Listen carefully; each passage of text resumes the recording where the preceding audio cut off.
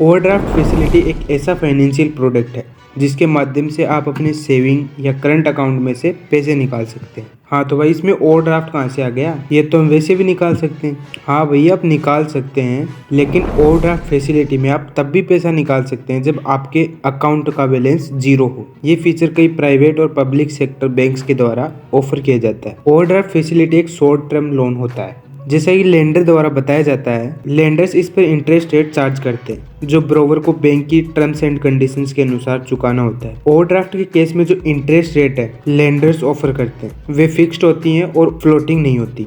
देखिए हम सबसे पहले देखेंगे ओवरड्राफ्ट फैसिलिटी कैसे काम करती है। दूसरी चीज हम देखेंगे ओवरड्राफ्ट फैसिलिटी के लिए आप कैसे अप्लाई कर सकते हैं। तीसरी चीज हम देखेंगे फीचर्स ऑफ ओवरड्राफ्ट फैसिलिटी और चौथी चीज हम देखेंगे टाइप ऑफ ओवरड्राफ्ट। तो चलिए शुरू करते हैं और सबसे पहले समझते हैं कि ओवरड्राफ्ट फैसिलिटी कैसे काम करती है। इस चीज को अगर हम एक एग्जांपल से समझे तो शायद ज्यादा अच्छे से समझ में आएगा। तो चलिए एक एग्जांपल लेते हैं जिसमें मिस्टर रोहित को बेसिकली मिस्टर अमित को 80,000 रुपए देने हैं, जिसके लिए मिस्टर रोहित क्या करते हैं अपने बैंक को कॉल करते हैं और उन्हें बताते हैं कि मेरे बिहाफ पर अमित के अकाउंट में 80,000 रुपए ट्रांसफर कर दो। अब बैंक ने उस समय तो बोल दिया ओके सर, लेकिन उन्होंने जब चेक किया तो उन्हें पता लगा कि रोहित सर के अकाउंट में तो सिर्फ 50,000 रुपए ही पड़े हैं। तब उन्होंने फट से रोहित सर को कॉल किया और उन्होंने बताया कि सर आपके अकाउंट में तो सिर्फ 50,000 रुपए ही पड़े हैं, तो हम मिस्टर अमित के अकाउंट में 80,000 रुपए कैसे ट्रांसफर कर सकते हैं। अब रोहित सर हो गए परेशान कि भाई अमित को अगर आज पैसा नहीं दिया तो मेरा तो सारा काम रुक जाएगा।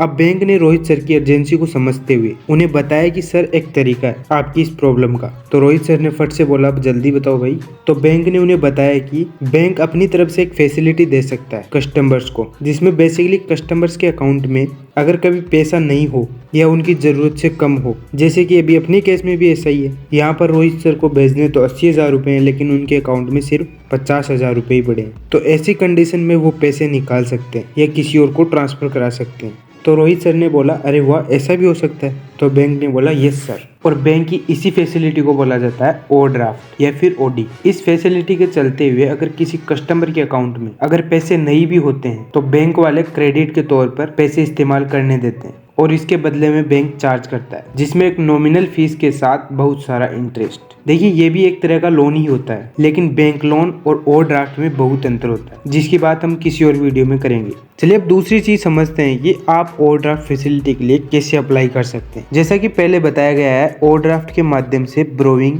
लोन लेने जैसा ही होता है। कुछ कस्टमर्स को लेंडर द्वारा प्री इंटाइल्ड किया जाता है कि वे ओवरड्राफ्ट फैसिलिटी ऑटोमेटिकली अवेलेबल कर सकते हैं, जबकि कुछ कस्टमर्स को अप्रूवल लेना पड़ता है। देखिए प्री इंटाइल्ड कस्टमर जब अपने अकाउंट से एक्स्ट्रा पैसा विड्रॉल करते हैं तब उनका अकाउंट बैलेंस नेगेटिव हो जाता है और वो ऑटोमेटिकली ओवरड्राफ्ट फैसिलिटी में एक्टिव हो जाता है। वहीं जिन कस्टमर्स को टेम्परेरी ओवरड्राफ्ट फैसिलिटी के लिए अप्रूवल की आवश्यकता होती है उन्हें अपनी रिक्वेस्ट या तो लिखित में या फिर बैंक की ऑफिशियल वेबसाइट के माध्यम से सबमिट करनी होती है। ओवरड्राफ्ट जो बिना किसी सिक्योरिटी के बैंक अकाउंट के अगेंस्ट लिया जाता है उसे अनसिक्योर्ड ओवरड्राफ्ट कहा जाता है। वहीं अगर ओवरड्राफ्ट के लिए कोई किसी चीज को गिरवी रख के लिया जाता है तो उसे सिक्योर्ड ओवरड्राफ्ट माना जाता है। ठीक है, टाइप्स की बात हम आगे करने वाले हैं। इससे पहले हम इसके फीचर्स के बारे में जान लेते हैं एक बार। इसमें नंबर 1 है approval credit limit. Overdraft facility हमेशा एक प्री डिटरमाइंड लिमिट के अनुसार दिया जाता है। ये लिमिट हर ब्रोवर के लिए अलग अलग हो सकती है। अब इसमें नंबर 2 है इंटरेस्ट रेट।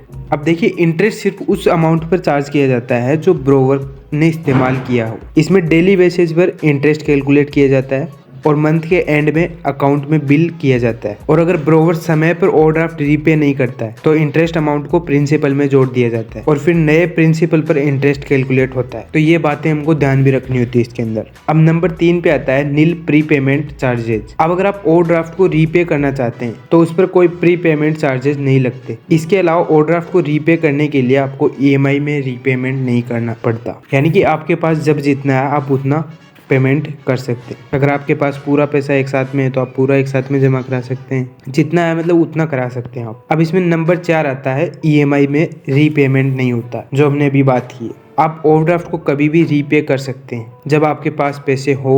ये लोन की तरह नहीं है जिसमें आप EMI में रीपे करना पड़े आपको, लेकिन अगर लेंडर रीपेमेंट की मांग करता है तो आपको उस डिमांड को पूरा करना होता है। अब नंबर 5 पे आता है मिनिमम मंथली पेमेंट नहीं होती। ओवरड्राफ्ट में कोई भी मिनिमम मंथली रीपेमेंट नहीं होती, परंतु आपकी ओड अमाउंट ओवरड्राफ्ट लिमिट के अंदर होनी चाहिए। लंबे समय तक ओवरड्राफ्ट रीपेमेंट डिले करने से आपके क्रेडिट स्कोर पर असर पड़ता है। अब नंबर 6 पे आता है जॉइंट ब्रोवर अलाउडेड। अगर आप ओवरड्राफ्ट जॉइंटली लेते हैं तो आप और आपका जॉइंट ब्रोवर दोनों पूरी डेब्ट के लिए जिम्मेदार होते हैं। अगर किसी एक ब्रोवर से रीपेमेंट नहीं हो पाता है तो दूसरे ब्रोवर को पूरा ओवरड्राफ्ट रीपे करना होता है। ठीक है, तो चलिए अब समझते हैं कि टाइप ऑफ ओवरड्राफ्ट। देखिए बेसिकली ओवरड्राफ्ट जो है 2 प्रकार का होता है, जैसे मैंने आपको बताया ऊपर।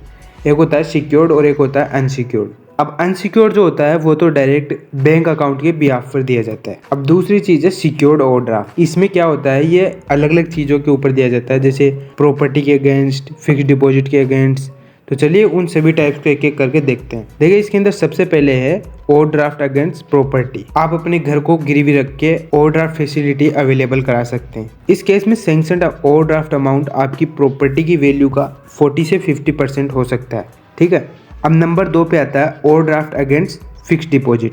फिक्स डिपॉजिट यानी FD। आप अपनी कोई FD करा रखी है, उसको आप इसके अंदर गिरवी रख सकते हैं और ओवरड्राफ्ट प्राप्त कर सकते हैं आसानी से, और इसमें ज़्यादा परसेंटेज सैंक्शन किया जाता है, यानी कि लगभग माने तो 75% के आसपास। अब नंबर 3 पे आता है ओवरड्राफ्ट अगेंस्ट इंश्योरेंस पॉलिसी। इसमें आप अपनी इंश्योरेंस पॉलिसी को गिरवी रखकर अपना ओवरड्राफ्ट ले सकते हैं। यहाँ सैंक्शन अमाउंट आपकी पॉलिसी के सरेंडर वैल्यू पर डिपेंड करता है। अब नंबर 4 पे आता है ओवरड्राफ्ट अगेंस्ट इक्विटी। इक्विटी के अगेंस्ट ओवरड्राफ्ट लेना पॉसिबल है, लेकिन इक्विटी मार्केट डिपेंडेंट होने की वजह से इसकी वैल्यू फ्लक्चुएट करती है, यानी कि ऊपर नीचे होती रहती है, इसलिए सैंक्शन्ड अमाउंट कम हो सकता है। अब नंबर 5 पे आता है overdraft against salary. Bank salary persons को उनकी सैलरी के अगेंस्ट ओवरड्राफ्ट प्रोवाइड कराते हैं, जिसमें ओवरड्राफ्ट लिमिट उनकी सैलरी की 2-3 गुना हो सकती है। तो उम्मीद करते हैं दोस्तों आज का वीडियो आपको पसंद आया होगा। ऐसे ही मोर इंटरेस्टिंग वीडियोज के लिए नीचे आप सब्सक्राइब कर सकते हैं। तो चलिए मिलते हैं ऐसे किसी और इंटरेस्टिंग वीडियो के साथ में, तब तक के लिए जय हिंद जय भारत।